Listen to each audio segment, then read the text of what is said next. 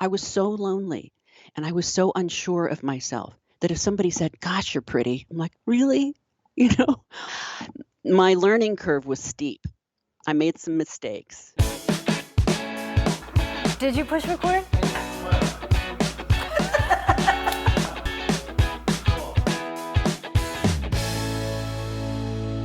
Thanks so much for tuning into Second Act TV. Today, I'm so happy to welcome Joni Caldwell Lerner back to Second Act. Joni, thanks so much for joining me again.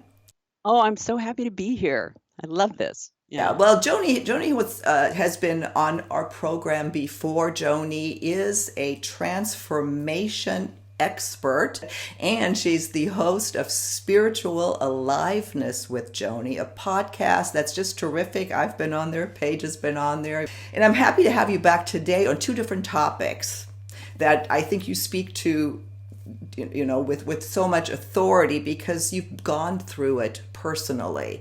And on this first segment here, I want to focus on dating over 50, which is of course huge for our audience. And what I'd like to talk to in this segment is the pitfalls to avoid, that if you're getting back out there after a long-term relationship, marriage like you and I did, what to expect in this environment that we're operating now.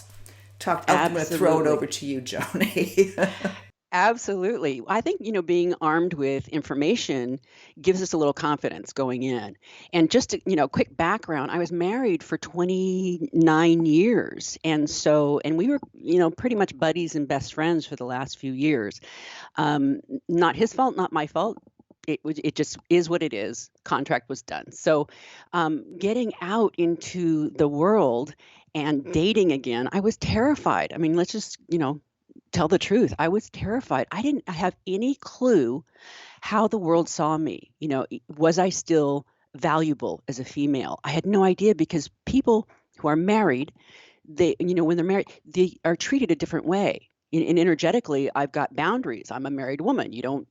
There's no flirtation and that kind of thing. I didn't know. I mean, it'd been 30 years since I dated, and I think I waited some months after the divorce, and my sister said, "You really should get out there." And I'm like, how do you meet people, especially now? And at my age, people assume I'm in a relationship or something like that. And let's just talk about what my age is. I'm 60. I just turned 60 a few months ago, and I'm thrilled about it. And I want to give a little bit more background. I was a good 100 pounds overweight 8 years ago, just 8 years ago. So my self-esteem was pretty much in the toilet. Okay. That process, and we'll talk about that on maybe another segment, but the process of becoming me again, the process of creating a life that had value to me, to be healthy, to be a loving person in the world again. I mean, it was a process. It doesn't happen overnight. And so when I did go on dating apps, I don't want to throw any apps under the bus. I was new at it. I went on Match.com and Cupid something. Not great. It wasn't, there was a learning curve. We'll put it that way. I totally support online dating if you're armed with information. Yes. Now, there are a lot of really, truly good people out there who are in the world being good people, and they just want to make a match. They want a relationship. They want a companionship. They want love, and they deserve love, right?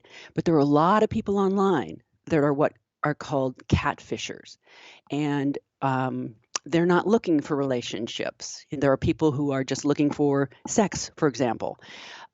So be very clear. Here are my tips for going online and dating. Be authentic. Be you.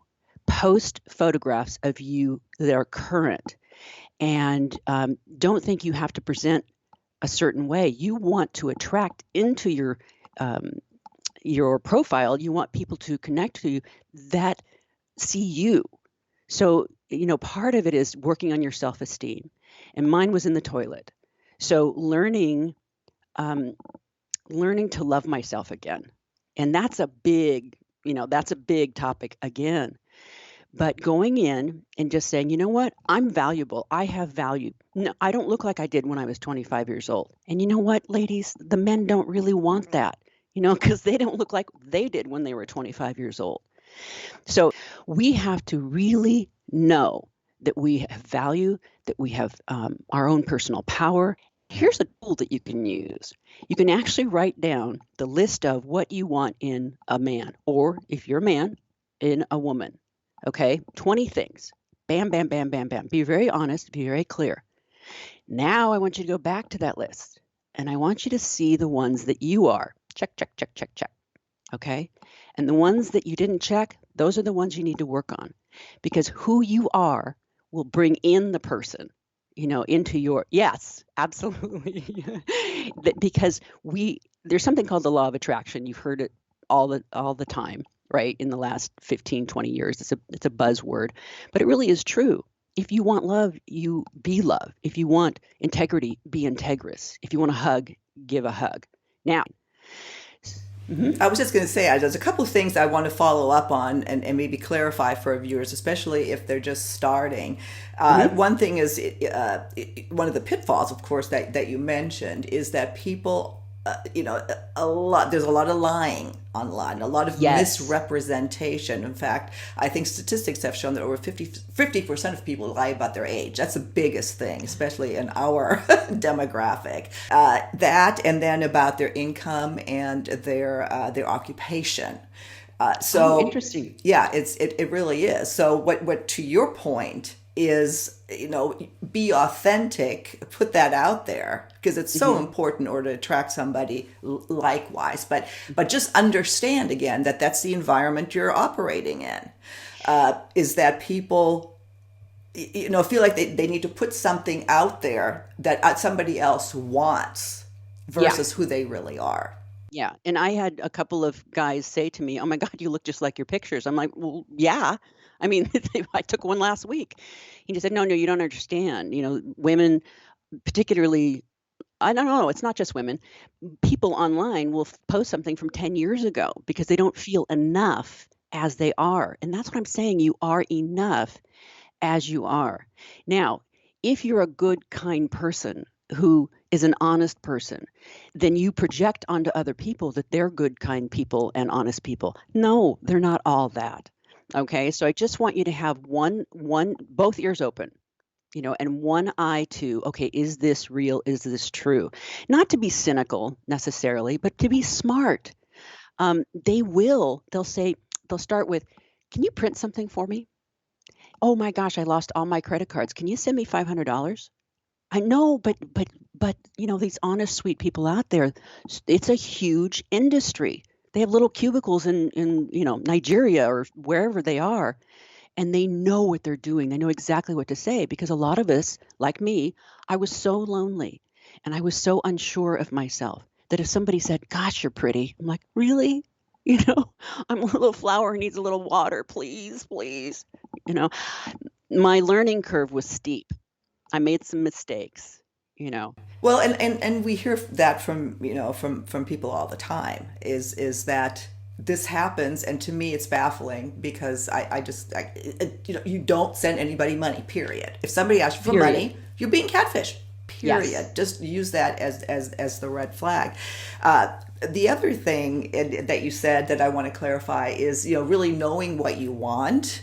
And you Yes. mentioned a list, but I want to talk, because I don't think you meant what maybe how people interpret that. Okay. And let's clarify that. And one of the things about the list, you're putting down expectations that are just not going to, Okay. you know. Okay. So so in October of 2017, thank you for the clarification. That's a beautiful question. 2017, I made a list, and here's what my list sounded like. I want somebody who's loving, kind, funny, intelligent, handsome. I mean, why not ask for it all if I'm going to ask the universe for, what I want? But I did. I put the 20 things. It fit. And so I had to look at, when I looked at my thing, okay, how, am I fit? Am I, all the things that I needed to do for me to become that, to bring that in. So here's what happened. I And at the end, it's just kind of a dear God, dear universe, depending on what you believe in spiritually, just putting it out there into that space. Here's what I want to bring into my life. And what happens is you get clarity, and it's kind of like an emotional vision board in a way. But it's also, what do I deserve? I deserve all that. Absolutely. We all do. You do, I do, we all do.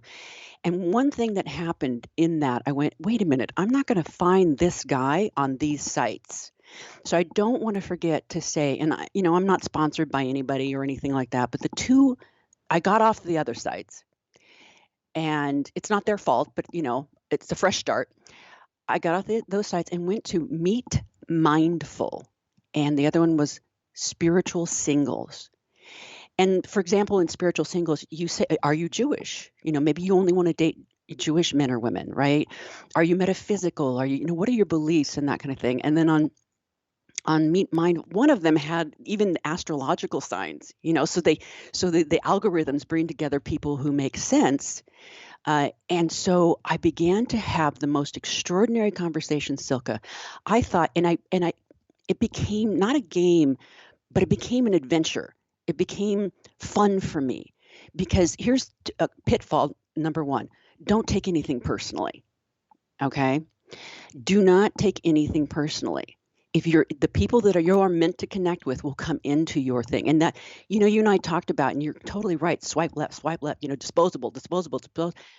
I had some of the most extraordinary conversations with men around the world. One in particular was in Australia, and we talked about Descartes. We talked about philosophical things. I had the most amazing connections, knowing that I'd never actually meet this person, but I was there to connect, and there was healing that happened for both of us, and a guy in Ireland, and that connecting is totally possible online, and especially in this environment, in COVID. Just begin that connection, the foundation. That's great. I love that. We'll link to those two sites. I'm actually not familiar with them. I was Match, and I love Match, but that was Yeah, 8 years ago or 9 years ago, hmm and I think a lot of things have changed since then. Sure. And that's Sure. why I like these conversations now. The clarification of the list, which I knew what you meant, but I want to make sure our viewers understand that. And this is one thing that turns people off, especially men, Sure. and women tend to do this. You're not saying put this list on Match or list that. Oh You're God, saying no. this is for you. Yeah, Oh God. this is for yourself. But what women tend to Yes. do, I want 6'2", Oh make no. this much money. You have to be this, you have to be that, and it's like, ugh. No. And, and- Here's another thing that I said. I want him to see me. I want him to listen to me. Things like that. And you're absolutely right. I mean, I really didn't. He could have been 65 or 70. He could have been 50. I don't like to date under 50. It just feels funny. I did, but it's like they like different music. They like different. It's just weird. Um, but and the guy. Okay, so let me talk to you about what the happy ending. So I was contacted by a man, and gentlemen, I really would like you to hear this particularly. We are impressed when you actually read our profiles. And he wrote an email back he had such emotional intelligence. He wrote an email back and said, I love this about you. I love what you said here. This is, so exciting. I too am active. And it was this beautiful email back. And I went, and where is he? Oh, Big Bear. Mm. And so he goes, well, can we, connect on the phone? I thought, okay, fine. So we started talking, and it was so strange. He's in the same business I am, same business. We're both, we actually had the same ancestral, that we even have the same blood type. It's the weirdest thing. And I thought, oh yeah, he'll be a good girlfriend. And I said to him, I think we're a little too similar. He goes, why don't we just meet for coffee, and maybe we'll just have a good friend. And so we did. And the truth was, he was moving to a city near me. And I met him on the day he picked up his keys for that apartment. It was completely empty. And I looked at it and I thought, wow, I could actually live here. I mean, women, girls. And then we had lunch. And, I drove away with tears in my eyes, because I went, oh my God, oh my God, I think this is it. And when I left my husband, And that it when that happened, I had to stop and say, can I live this way for the next 30 years or not? And I thought I couldn't, because I was no longer me. But am I willing to live alone? It's scary. It's scary. It's scary. Yes, I'm willing to see what's going to happen in the future. And this guy blindsided me. Like, honestly, I was not expecting it. And I'm so grateful. And I believe that was Meet Mindful. And we've been together for 3 years. Yeah, that's So wonderful. Joni, we're starting to cut, these segments go by so fast. And I want to make, there's a couple of things I want to, say again. What you've described beautifully and with examples is really how to avoid two big pitfalls. One, be authentic, and at the same time, understand that not everybody is. yes, yes, Yeah. And then your mindset going into it, that's the one of the biggest pitfalls. When yes, when you go in, look for a soulmate who has to have just certain stuff, this demand list, you're going to be disappointed every right. time. And you've described what I think is so important, at the point we want to get across is, have an open mind and look at the person as the person. How do they make you feel? Yes, yes. And here's the other thing, and you brought something up beautifully just now. What I envision is people coming in with their baggage. Their ex-wife is in there, their divorce is in there, the amount of the ex-husband's in there. I mean, the stepchildren, whatever it is, this giant bag of crap. You bring that into a new relationship, then that's going to color and inform that entire relationship. So whether it's however you do it, whether it's church or therapy or counseling or coaching or going to a workshop or just, meditating, whatever it is, find your center, find your balance, find who you are, find the joy again, the happiness again. Because, I mean, if you're listening to my voice, that's how I live my life, right? So what do I attract into my life? I don't have any, magic sauce other than I did the work and I was willing to own it. That's, not taking things personally, not assuming things, and being willing to be accountable and take ownership of the quality of my life. I wasn't looking for this guy to make me happy. That's perfect. You summed it up perfect. Joni, we will, of course, link to all of your information. If anything that you heard here resonates with you, please contact Joni directly. You're wonderful to talk with, and I think you have free introductory calls and that sort of thing. Of Yeah, course, your absolutely. podcast. I love your podcast. Thank you. we'll, Thank we'll you. link to it as well. And I want to hold you over for one other segment, which, again, you can talk to with such experience. Is the whole, as you're starting over again after a long marriage, you were 29, I was 25, we hadn't dated, starting over with a new man with an old body, and the body image issues that women especially bring to the table. Big, big, big, big topic. So we will Yes. see you on our next segment of Second Act TV.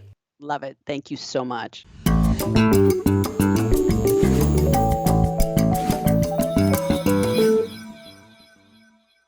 Please be sure to subscribe to our channel. The button is right over here. And if you have a topic idea for a segment, please visit our website, secondact.tv. We have a little red suggestion box, a little icon for that on the upper right-hand corner of our website. Just click on that, send us an email. We'd love to hear from you. See you next time.